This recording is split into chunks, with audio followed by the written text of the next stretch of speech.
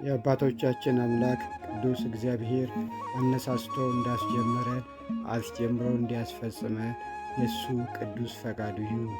አሜን። ገድለ ተክለ ሃይማኖት ምዕራፍ 9 ጸጋ ዘአብም ከዚያች አገር ደጋግ ከሆኑ ሰዎች ወገን ሳራ የምትባል ሴት አግብቶ ተቀመጠም። እግዚአብሔርን በማገልገል እጅግ ደግ ሆኑ። ጾም በመጾም ጸሎት በመጸለይ ትዕግሥትንም ገንዘብ በማድረግ ከቀን ወደ ቀን በጎ ሥራን እያበዙ ሄዱ። እንደ አብርሃምና እንደ ሳራ እንደ ኤልሳቤጥና እንደ ዘካርያስ ሁለቱም እጅግ ይዋደዱ ነበር። ነገር ግን ሳራ እጅግ መልከ መልካም ነበረችና ነገሯን የሰማ መልኳን ያየ ሁሉ እጅግ ያደንቃት ነበር። ከአማቷ ቤት ሳለች በሕግ ጸንታ ሥራዋን ሁሉ ገለጸች። ለአንደበቷ መወሰንን ክንዷን ለመፍተል አጸናች። አማቷ የሥራዋን ሁሉ ደግነት ባየ ጊዜ ስሟን ለውጦ እግዚአርያ አላት። ከዚያችም ቀን ጀምሮ በዚህ ስም ስትጠራ ኖረች። ከዚህ በኋላ ሕይወት በነበጽዮን ሞተም። ሚስቱና ጸጋ ዘአብ ተቀመጡም። በገንዘብ እጅግ የከበሩ ሆኑም። ነገር ግን እግዚአርያ መካን ነበረች፣ ልጅም አልነበራትም። ስለዚህም ነገር በወሩ በ12 ቀን የሚካኤልን በዓል ማዘከር ጀመሩም።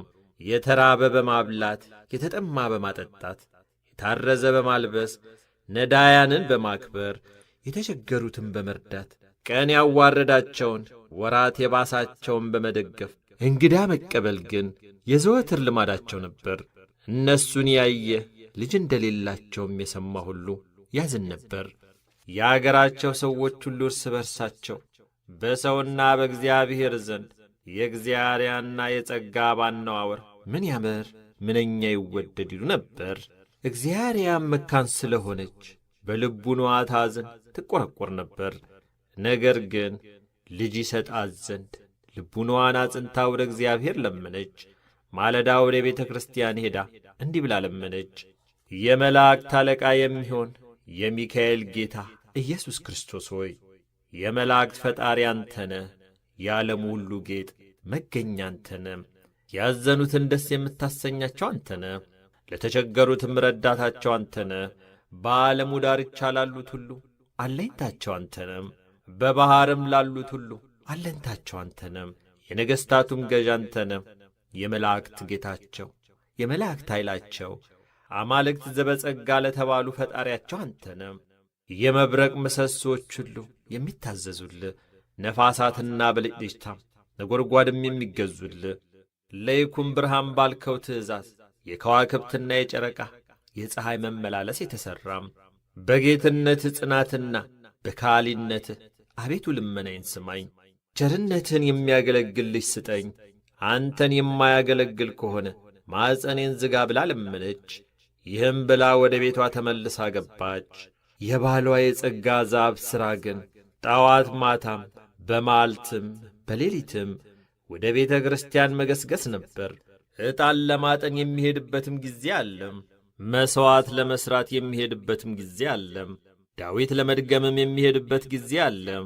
መጻሕፍት ለማንበብ ወይም ለመመልከት የሚሄድበት ጊዜ አለም። ወንጌልንም ለማስተማር የሚሄድበት ጊዜ አለም። የትሩፋት ሥራ ለመሥራትና ጸሎት ለማድረግ የሚሄድበት ጊዜ አለም። እየተፋጠነ ከሚሠራው ሥራ ሁሉ ጋር ወደ ቤተ እግዚአብሔር ባዶ እጁን አይሄድም። ለቤተ ክርስቲያን የሚሆን እጅ መንሻ ይዞ ይመጣል እንጂም። ሥራውንም ከጨረሰ በኋላ ወደ ቤቱ ይመለሳል።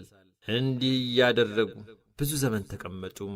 ከዕለታት በአንድ ቀን እግዚአርያ ጸጋ ዘአብን ጌታዬ የምነግርህ ነበረኝ፣ ብነግርህ ትቀበለኛለህን? አለችው። በጎ ነገር ከሆነ እቀበልሻለሁ፣ መልካም ካልሆነ ግን አልቀበልሽም አላት። ጌታዬ ነገሩስ ደግ ነው ባለችው ጊዜ እንድትናገር ፈቀደላት። እነሆ አባትህም እናትህም ሞቱ፣ እኛም ልጅ የለን። ገንዘባችን ለማን ይሆናል? ለቤተ ክርስቲያን የሚያሻውን እንስጥ፣ ለነዳያንም የሚያሻውን ምጽዋት እናድርግ። ለኀጢአት ከመገዛት እግዚአብሔር ነፃ ያደርገን ዘንድ ወንዶቹንም ሴቶችንም ባሮቻችንን ነፃ እናድርጋቸው። የቀረው የቤት ዕቃችንን ሁሉ ለድሃ እንስጠው። ብድራችንን እግዚአብሔር ይከፍለን ዘንድ ልጅ ወልደን ስፍር ቁጥር የሌለው ይህን ሁሉ ገንዘብ ሰብስበን ብናቆየው ምን ይረባዋል? ወይስ ምን ይጠቅመዋል? እግዚአብሔርን ደስ የሚያሰኝ ካልሆነ ሁሉም ፈጥኖ ይጠፋበታልና። እህቴ ነገርሽስ እጅግ ያማረ የተወደደ ነው። ነገር ግን ጥቂት እንታገስ፣ እንዲህ የሚል ጽሑፍ አለና ለመስጠት አትቸኩል፣ ከሰጠ በኋላ አይቈጭም። የሚጠራጠር ሰው ከእግዚአብሔር አንድነት የተለየ ነውና። እግዚአርያም ጌታዬ ይህ ላንተ አይደለም፣ ለበጎ ሥራ እንቸኩል እንጂ።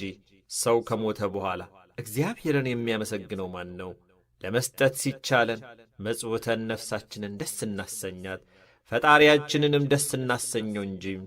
ጸጋ ዛብም ይህን ነገር ከሚስቱ ሰምቶ ፈጽሞ አደነቀም። አንቺ ሴት ሃይማኖትሽ ፍጹም ነው፣ የእግዚአብሔር ዳረጎት ወይም ስጦታ ነሽ።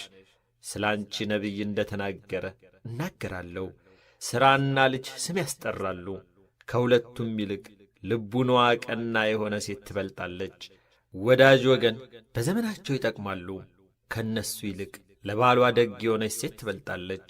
ስለ ምክርሽም እንዲህ እላለሁ፣ ወንድም ረዳትም በመከራ ጊዜ ኃይል ይሆናሉ። ከሁለቱም ይልቅ ለማዳን ምጽዋት ትበልጣለች። ገንዘብ ሀገርን ያጸናል። ከሁለቱም ይልቅ በጎ ምክር ትበልጣለች። መክበር፣ ገንዘብ ማግኘት ልብ ደስ ያሰኛል። ከእነዚህም ይልቅ ፈሪያ እግዚአብሔር ትበልጣለች።